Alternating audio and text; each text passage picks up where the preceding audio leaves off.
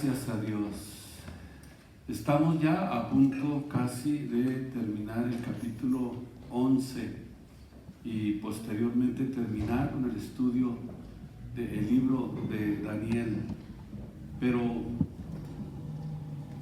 ¿qué les parece si toman sus asientos? Porque quiero hablarles un poquito acerca de lo que hablamos en nuestro mensaje pasado para poder conectarnos y continuar con esta enseñanza. Estuvimos hablando de un personaje que se llamaba, ¿cómo se llamaba? A ver si se acuerdan. Ya se me olvidó a mí. Antíoco Epífanes, ¿se recuerdan ustedes? Que para poder comprender el capítulo 11 tuvimos que recurrir a la historia. En realidad fue la única forma de poder encontrar la revelación que se necesitaba para poder entender este capítulo 11. Y ya hemos visto que Daniel habló precisamente de ese acontecimiento acerca de Antíoco Epífanes, que es precisamente un prototipo del anticristo. Por eso, cuando nosotros encontramos en la Biblia esto, no es para confundirnos y para pensar que aquí se trataba del anticristo, sino que habla de un acontecimiento histórico que sucedió en el año 167 antes de Cristo. Y es aquí precisamente el punto perfecto donde vamos a hacer una transición para entrar a aprender y a reconocer al anticristo final. Después de haber establecido su reino en Israel, dice la historia que continuó su camino o su ruta hacia Siria, pero sin embargo dejó en Jerusalén soldados en todo el campo de Judea que impedían a los judíos ofrecer holocaustos. Les prohibieron los sacrificios, no podían ofrecer en el santuario las libaciones y los forzaron a guardar costumbres extrañas que ellos no conocían, como construir altares y santuarios a los ídolos, sacrificar y comer carnes inmundas, prohibidas para ellos, para los judíos, dejar a sus hijos incircuncisos. Vean ustedes todo lo que sucedió cuando Antíoco Epífanes tomó el control de Israel, específicamente la ciudad más importante, la ciudad de Jerusalén. Todo esto que estamos nosotros recorriendo lo podemos nosotros corroborar en la historia, y pueden ustedes con toda libertad, porque son libres de buscar, de informarse, de ver si las cosas realmente fueron así.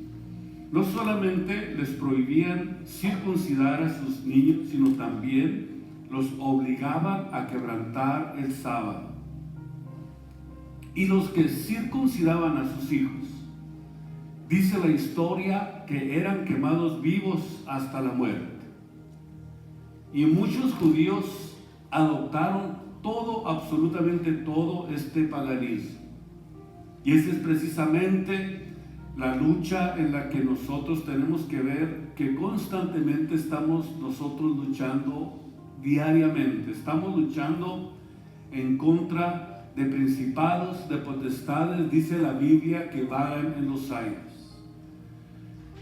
Eso significa que en la recta final en la que nosotros estamos viviendo, estamos ya comenzando a experimentar una invasión demoníaca como nunca ha existido.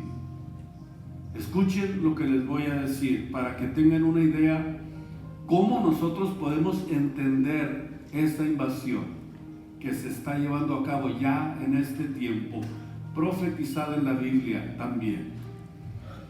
El hecho de que haya una libertad o que nos hayan echado toda la tecnología encima significa una invasión a las mentes, una invasión a los corazones. Millones, pero hay millones de lugares donde tú puedes ver pornografía. Lugares donde el que esté descuidado puede caer en la trampa. Y esa es una de las razones por la que podemos ver esta invasión demoníaca.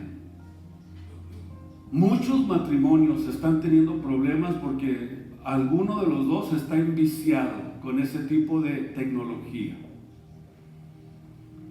Por esa razón necesitamos nosotros entender que si nosotros no estamos preparados para sostenernos sirviendo a Jesucristo, es muy probable que adoptemos todo este tipo de invasión que está llegando y que no es casualidad, sino que lo que Satanás quiere es que tengas en tus manos lo que tú quieres para destruirte, para destruir tu mente, para destruir tu corazón, para quitarte lo que Dios te ha dado en tu vida y en tu corazón. Adoptar todo este tipo de ideologías significa que nosotros podemos considerar que esta invasión puede ser muy peligrosa. Muy peligrosa. Antíoco Epífanes no solo estaba tratando de controlar a la población que ya tenía subyugada, sino que él buscaba destruir cualquier vestigio de la verdad de nuestro Dios y Salvador Jesucristo. Quería quitarles las leyes de Dios, como también a nosotros quiere quitarnos el conocimiento, que nosotros tenemos de la Biblia se opaque y que entre toda la basura de la tecnología. Toda la basura que cada día se está implementando de una manera para que sea más fácil llegar a tu vida, para que sea más fácil entrar a tu corazón, destruir todo lo que Dios ha construido, todo lo que Dios ha levantado en tu vida. De alguna forma buscar la forma de destruirlo, quitar todo vestigio de la verdad que nosotros hemos recibido de parte de Dios. Es muy importante tener este conocimiento para que cuando llegue esa lucha estés preparado para oponerte, estés preparado para contraatacarla y no dejar que entre a tu vida y a tu corazón. En este tiempo hay una lucha tremenda que si el esposo le pide el teléfono al esposo o a la esposa, no se lo quiere enseñar. Dice, es mi privacidad. Para quitarse la responsabilidad. ¿O no es así? Esto también va a suceder en el último tiempo, antes de la venida de Cristo, cuando el anticristo esté aquí en la tierra. Y finalmente vemos que la rebelión macabea se había desatado. Antíoco Epífanes, cuando comenzó esta rebelión, mandó varios generales a Judea en los siguientes años, porque él no estaba en ese momento en Jerusalén. Pero dice la historia que ninguno de sus generales pudo aplastar esa rebelión. ¿Por qué razón mandaba? Porque él estaba en el oriente con su principal ejército, tratando la creciente rebelión partia. Y fue desde ese lugar que se enteró de la derrota de uno de sus generales en Judea e inmediatamente partió hacia Judea para aplastar esa rebelión por sí mismo. Según el historiador, Polibio de esa época, dice que cuando Antíoco Epífanes iba camino a Israel para destruir a los judíos, dice que fue turbado y golpeado con un delirio perpetuo, que espíritus aterradores lo atormentaban y que este tormento era continuo. Imagínense ustedes lo interesante, que si este personaje fue el prototipo del anticristo, no solamente vemos aquí la intervención directa de Dios para destruirlo, sino que también va a suceder lo mismo cuando el anticristo sea destruido. La intervención directa de Dios es una de las cosas que nosotros podemos entender, porque lo que sucede con el anticristo es el colmo de lo que pudiéramos decir rebelión contra Dios. Es el colmo de la rebelión contra Dios y Dios mismo actuará para destruirlo. Lo mismo sucedió con Antíoco Epífanes. Estos espíritus aterradores que continuamente lo estaban perturbando, dice que en su delirio, en su forma en que comenzó a ser perturbado de una manera tan profunda y tan grande, que él aseguraba que esos espíritus estaban reprochándole por sus crímenes. Y este tormento, dice la historia, que lo volvió completamente loco. Completamente loco. ¿Por qué? Porque su intención era venir para querer destruir y controlar esta rebelión para terminar con los judíos. Sin embargo, la intervención divina de Dios se lo impidió. Y en el año 164 a.C., Antíoco Epífanes murió. Y fue como así los macabeos tomaron su independencia para el pueblo judío. Pudieron nuevamente reedificar el templo judío con una celebración que se conmemora hasta el día de Dios, hasta el día de hoy, que se llama el Hanukkah o el Festival de las Luces, que se conmemora hasta hoy con la limpieza del templo. Y con esta victoria los macabeos lograron reinar sobre Israel hasta el año 63 antes de Cristo, cuando por fin llegó nuevamente ¿quién? El Imperio Romano y los conquistó. A este tiempo del que estamos hablando se le llamó el tiempo intertestamentario, o como muchos le han llamado, el tiempo del silencio de Dios. Pero aunque le hayan llamado a estos 400 años el tiempo intertestamentario o el tiempo del silencio de Dios, vemos que no existe tal cosa, porque Dios estaba tratando con Israel. Y si nosotros lo dividimos de acuerdo a la profecía de Daniel del capítulo 9, 27 hasta el final, encontramos que tendrían que pasar 69 semanas hasta la muerte del Mesías. 7 semanas que duró la reconstrucción de la ciudad de Jerusalén después de que regresaron de Babilonia, y 62 semanas donde fue precisamente el tiempo que se llamó el tiempo del silencio o el tiempo intertestamentario.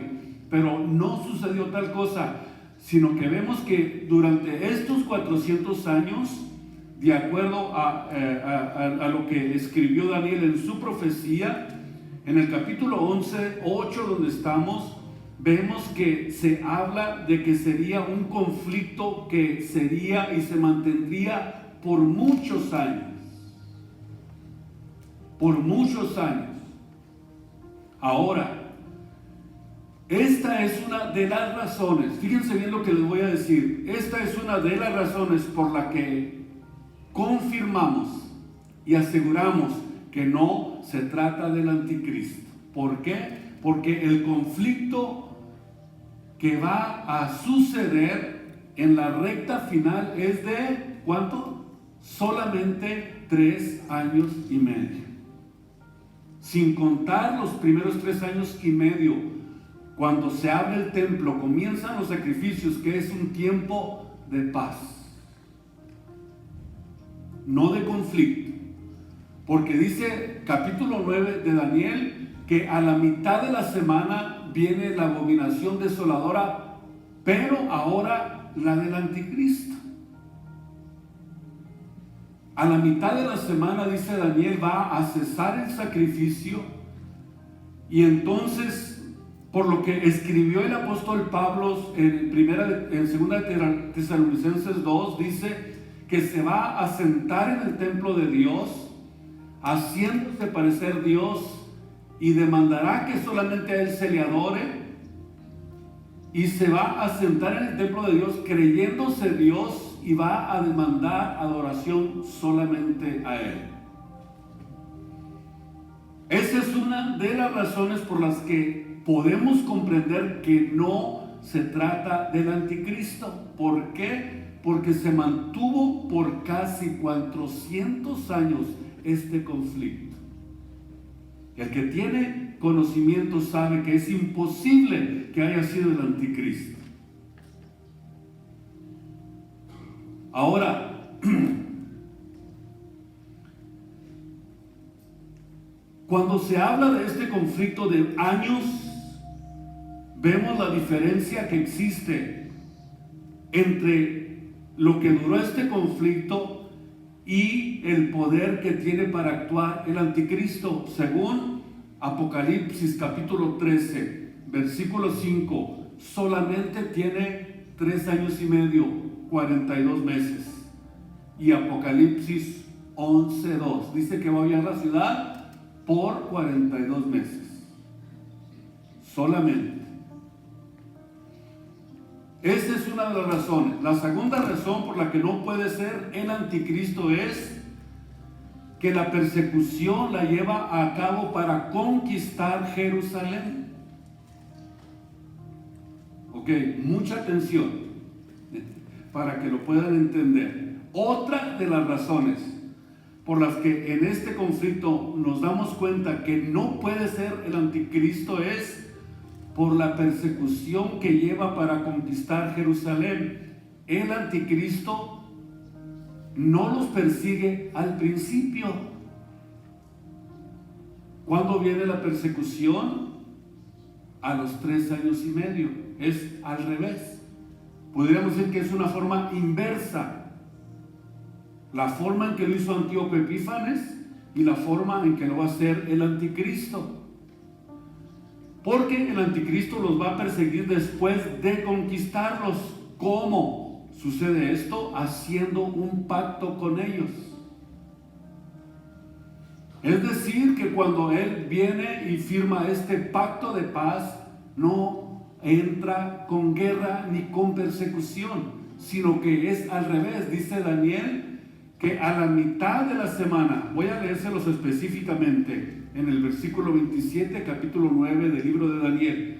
Aquí dice que en otra semana confirmará el pacto a muchos, pero sin embargo dice que a la mitad de la semana es cuando él hace cesar el sacrificio, cuando para las ofrendas en el templo y comienza a meter toda la mansedumbre de abominaciones, y bien, entonces viene ahí la desolación de la que habló Daniel, y por eso es que vemos la forma inversa en la que estos dos personajes actúan. Es después de que ya está gobernando ahí que viene la persecución. Pero hasta ese momento el anticristo aparentemente solamente entra a través de un pacto que hace entre judíos y palestinos para poder lograr la paz y que puedan los judíos comenzar los sacrificios. Y a la mitad de la semana hace que cesen los sacrificios y viene la abominación desoladora, muy diferente a la forma que ya estudiamos. Por eso les pedí mucha atención en los estudios anteriores para que notaran estas diferencias, cada uno de ustedes. Entonces, ¿qué es lo que vemos? Una forma inversa con el anticristo. O sea que con el anticristo vemos la apertura del templo en paz, mientras que Antíoco Epífanes, el templo, después de haber tomado el control de Jerusalén, hizo la abominación desoladora. Y la última razón por la que no puede haber sido el anticristo es porque nuestro Señor Jesucristo en Mateo 24:15 la profetizó. ¿Cuándo la profetizó? 600 años después de lo que había hecho Antíoco Epífanes. Es lógico que no se trató del anticristo. ¿Capiché o no? Vamos a ver. Cuando Jesús puso entre paréntesis ahí, el que lea entienda, significa no se confundan con lo que sucedió con Antíoco Epífanes. Qué interesante los detalles que contiene la Biblia. Por eso cuando nosotros vamos a la Biblia nos damos cuenta de esto. Porque al decir Jesús, entiendan lo que están leyendo, está diciendo, tengan cuidado con confundirse y no entender la transición de lo que va a suceder cuando venga el anticristo. Muchos creen que eso ya sucedió, pero sin embargo Jesucristo en Mateo 24:15 estaba respondiendo a una pregunta que los apóstoles le habían hecho. ¿Cuál fue la pregunta? Versículo 3 del capítulo 24 del libro de Mateo. La pregunta fue: Señor, dinos qué va a estar sucediendo en la recta final, o estamos hablando de los últimos tiempos, y dinos qué señal habrá. No dice señales, mucha atención, no dice señales, sino que está diciendo, dinos cuándo sucederán estas cosas y qué señal habrá de tu venida y del fin del mundo. Y en el capítulo donde estamos, en el versículo 15, encontramos la respuesta.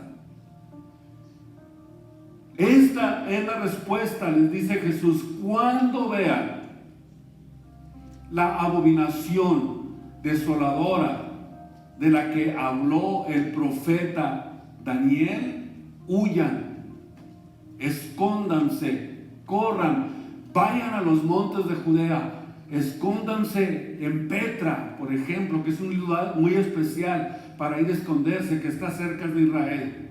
Huyan y vayan y escóndanse, porque va a llegar a la mitad de la semana, exactamente a la mitad de la semana, según Daniel 9:27, la abominación desoladora del anticristo. Esa es la razón por la que Jesús les dijo esto allí donde estamos, en Mateo 24:15. Aquí vemos entonces que el anticristo va a llevar a cabo esa asolación o abominación desoladora, y es una profecía escuchen ustedes, que aún no se ha cumplido. Ahora sí, ya estamos listos, ¿verdad? Para la transición. ¿Por qué quise tocar todos estos puntos? Porque es importante que ustedes entiendan la transición. Por ejemplo, cuando yo estuve hablando precisamente en mis mensajes anteriores, vemos que aquí es donde encontramos la transición del versículo 36 al 40, que ya estudiamos. Aquí ya está hablando del anticristo. Esto que ya hablamos acerca del carácter y del perfil del anticristo tienen que ver con estos versículos. Ahora podemos muy bien hacer la diferencia, hacer la transición de lo que ya entendimos. Sin embargo, encontramos un personaje que se identifica como un personaje lleno de pasiones como nosotros. Esto es interesante poder descifrarlo para entender nosotros la importancia que tiene todo lo que nosotros estamos de alguna manera luchando para poder servir a Dios.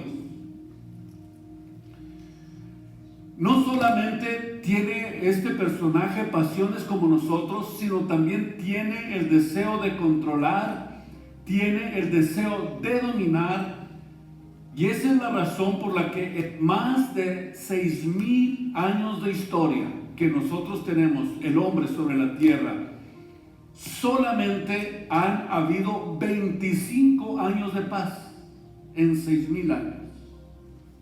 De acuerdo al Instituto para la Investigación de la Paz en Estocolmo, en Suecia. ¿Qué es lo que nosotros encontramos con esto? Nos damos cuenta que la historia del ser humano ha sido un continuo conflicto. ¿Por qué? Porque desde hace 6,000 años hay guerra en el corazón. Hay guerra para poder controlar a otros. Hay guerra para querer dominar a otros, para subyugar a otros. Países que quieren apoderarse de otros países, subyugarlos, robarles su riqueza y enseñorearse de ellos. ¿Por qué? Porque esa es la tendencia natural que nosotros tenemos como humanos. ¿Por qué? Porque estamos en nuestro corazón, hay una guerra continua. A cual más quiere ser el mero mero. ¿Por qué? ¿Por qué existe esa tendencia? Porque hay una guerra en el corazón. Y estamos siempre en guerra contra los hijos, los padres contra los hijos, divorcios. ¿Por qué? Porque hay una guerra de caracteres, de celos dentro de nosotros, de envidia, nación contra nación, reino contra reino, unos queriendo dominar a otros.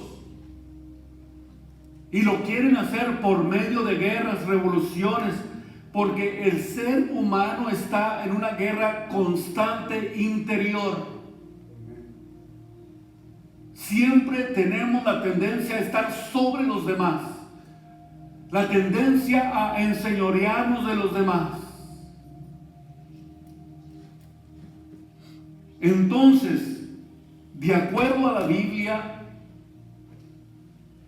y al diagnóstico que Dios da acerca del hombre, nuestro Señor y Salvador, dice que si no tenemos paz, no podemos estar tampoco en paz con los demás.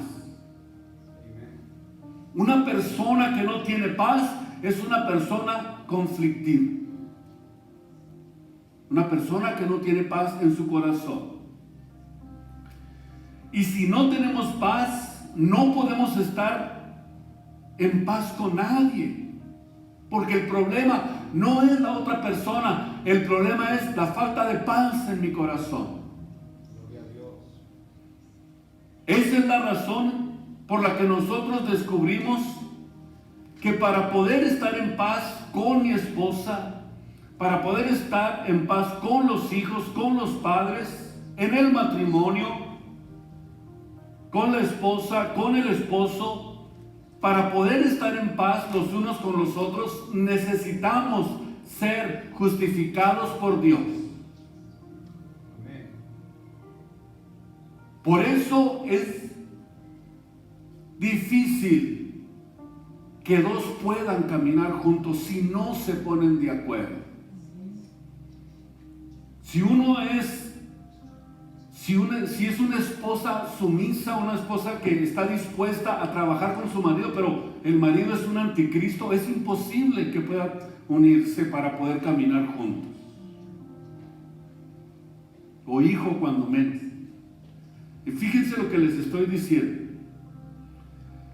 Para nosotros poder tener paz los unos con los otros, necesitamos ser justificados por Dios.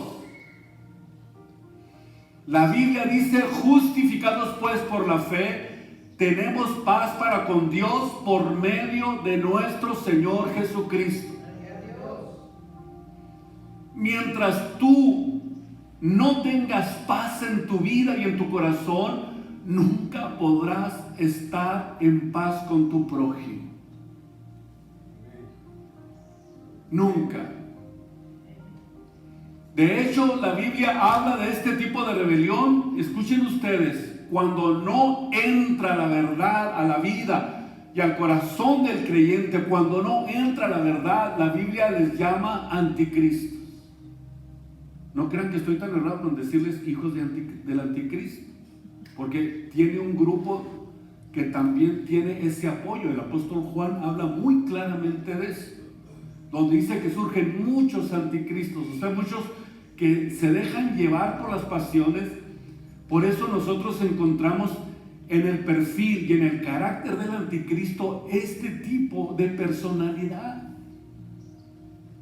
Este tipo de situación lo encontramos queriéndose enseñorear del mundo. Y por eso es que es imposible que mientras no hay paz en tu vida, en tu corazón, va a ser muy difícil que estés en paz con los que te rodean, con tu prójimo, con tu esposa. Si tú no estás realmente entregado o entregada a Cristo, vas a ser conflictivo en tu relación. Van a tener que los dos entregarse a Jesucristo para poder lograrlo. No digas, no, pues tú eres el peor. No, los dos necesitan. O tú eres la del problema. No, tienen que unirse si realmente quieren servir a Jesucristo, que sean justificados por Dios, que sean justificados por la fe, por medio de nuestro Señor Jesucristo. Y mientras no exista esto, guerra contigo. Van a poner su campamento cada quien en su cuarto, y van a poner barricadas y granadas para estar al tiro para el momento preciso dentro de su casa. En Santiago 3, 16 y 17, escuchen ustedes. Dice Santiago: porque donde hay envidia y condenación, allí hay perturbación. Uno de los dos no está sirviendo bien a Jesús. Quiero ser muy franco con ustedes, para que identifiquen su problema, para que comiencen a trabajar con él. Donde hay envidia y contención, ahí hay perturbación. Y no solamente perturbación, sino toda obra perversa. Mas la sabiduría que es de lo alto, primeramente dice Santiago, es pura. La sabiduría que viene de lo alto es pacífica, es decir, tiene la forma de vivir en paz. Pacífica, es modesta, benigna, llena de misericordia y de buenos frutos, no juzgadora, no fingida, y el fruto de justicia se siembra en paz para aquellos que hacen paz. Es como algo recíproco. Yo tengo la paz de Dios, tú tienes la paz de Dios. Quiere decir que los dos tenemos la semilla de la paz en nuestros corazones. Por eso podemos vivir en paz. Nos toleramos, nos ayudamos, somos misericordiosos, no juzgamos a nuestra esposa, no juzgamos al esposo porque cometió un error, no juzgamos a los que están en nuestro alrededor, sino que cuando existe este vínculo de paz entre los dos, es muy fácil ponerse de acuerdo. Pero si hay un berrinchudo y un broncudo, es difícil. Que no tiene paz, que no tiene misericordia, que no sabe cómo arreglar los conflictos. Esa es una de las sabidurías más importantes que Dios le da al cristiano. ¿Cuál es la sabiduría más maravillosa y excelente que le da Dios al cristiano? El saber deshacerse de los conflictos. Es una sabiduría que viene de lo alto. Seguimos, vamos a ver. Entonces, el fruto de justicia se siembra en paz para aquellos que hacen paz. Y la paz de Dios que sobrepasa todo entendimiento. Escuchen ustedes, la paz de Dios sobrepasa todo entendimiento. Dice el apóstol, guardará vuestros corazones y vuestros entendimientos, sabiduría en Cristo Jesús.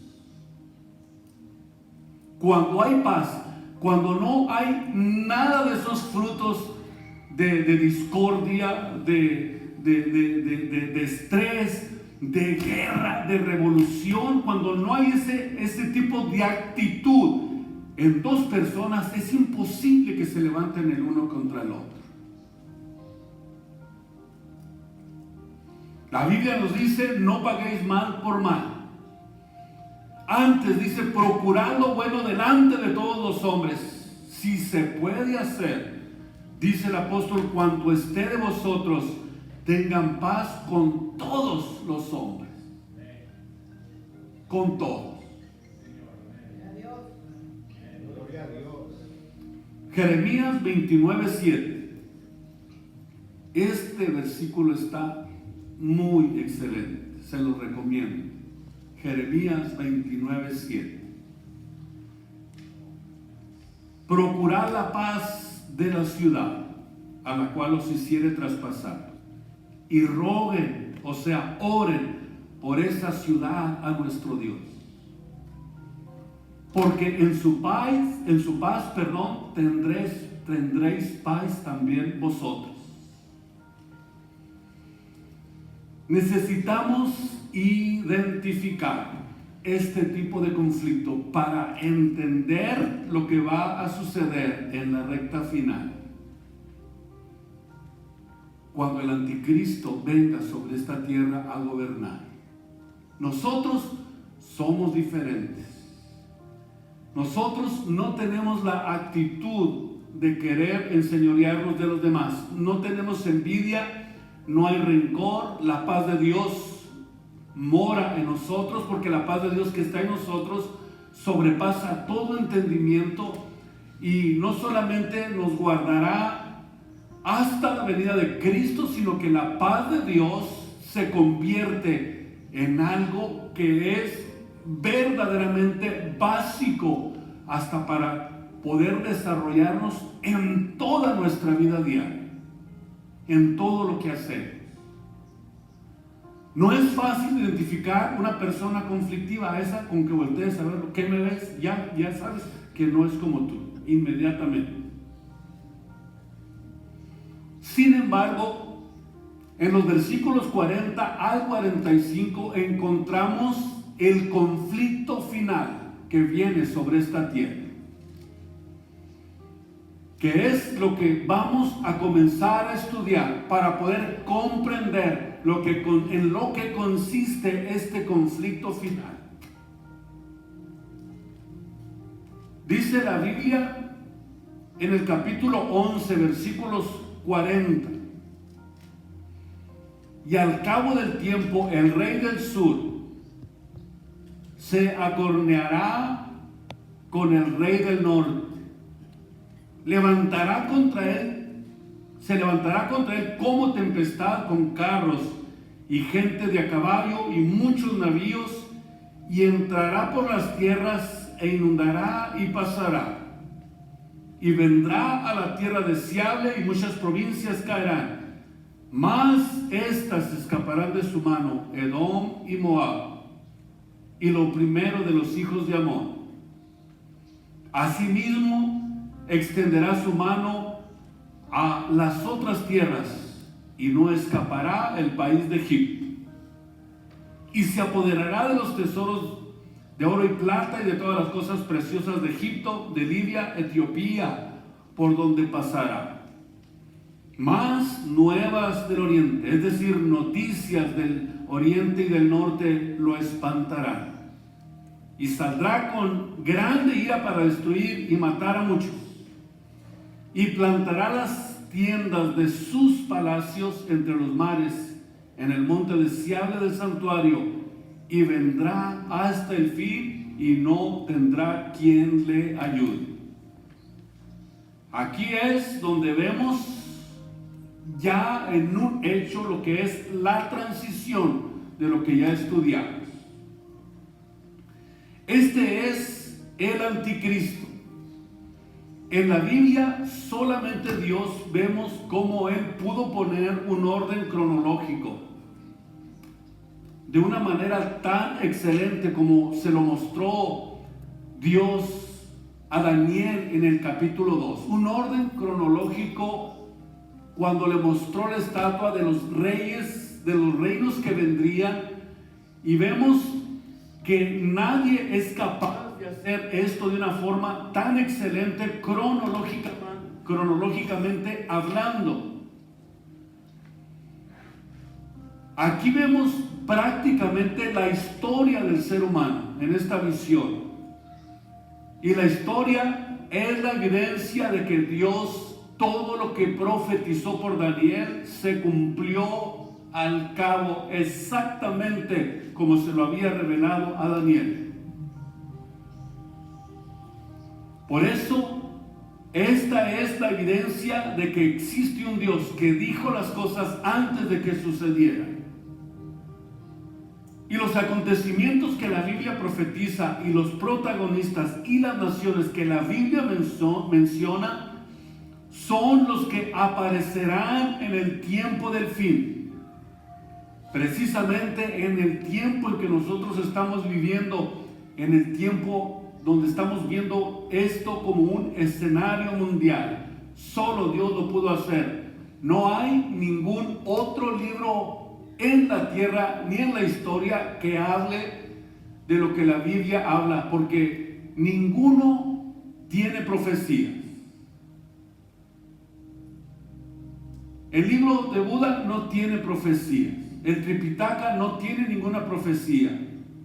Ni tampoco tiene la cronología, ni la historia, ni la genética, ni la antropología, ni la arqueología que contiene la Biblia. ¿Por qué? Porque la Biblia es un libro maravilloso, excelente. Cuando venimos a la Biblia, venimos a ver verdades, no mitos ni leyendas. No, a ver si, no. Venimos a ver la verdad. No va a ser hasta que 5 naciones de Europa y 5 del Medio Oriente se levanten, se unan en un tratado internacional para formar una confederación política y religiosa, que se unen para garantizar del flujo del petróleo. Y de acuerdo a Daniel 2, vemos aquí esta representación de la última forma de gobierno mundial en los dedos de los pies. 5 y 5, ¿verdad? Esta es la última forma de gobierno mundial, y de estas 10 naciones dice la Biblia que surge un cuerno pequeño que se le atribuye al anticristo. El cuerno en la Biblia significa poder. Por ejemplo, cuando tú te imagínate que estás viendo un toro cornudo que está entrando aquí. ¿A qué es a lo que le tienes miedo? ¿Dónde enfocas tu mirada? En los cuernos. Porque es en los cuernos donde está el poder. Y cuando los 10 cuernos que vemos en la Biblia, en Apocalipsis, son 10 naciones que Él va a gobernar. Y cuando salga de esas 10 naciones, dice la Biblia que derriba a 3 y van a quedar 7, y Él, de acuerdo a Apocalipsis 17, 10 al 13, Él será el octavo. Esto ya lo estudiamos cuando estudiamos Apocalipsis.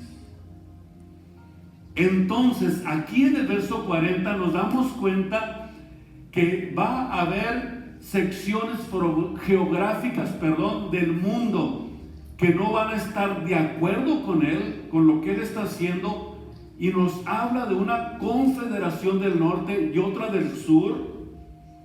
Y cuando el anticristo surja, va a haber esta confederación asiática que es llamada en Apocalipsis capítulo 16 los reyes del oriente. Aquí los identificamos, que vienen a la batalla final, en el conflicto final, en el último enfrentamiento, o como pudiéramos decirle, la tercera guerra mundial, en el valle de Armagedón o en el valle de Josafat. Es decir, la política que el anticristo está llevando a cabo no le gusta a los países del oriente, se levantan y vienen a la batalla contra él, y a esto en la Biblia se le llama la batalla de Armagedón, la batalla de Gog y Magog, que la vamos a estudiar en nuestras próximas enseñanzas. Así que pónganse de pie, ya con eso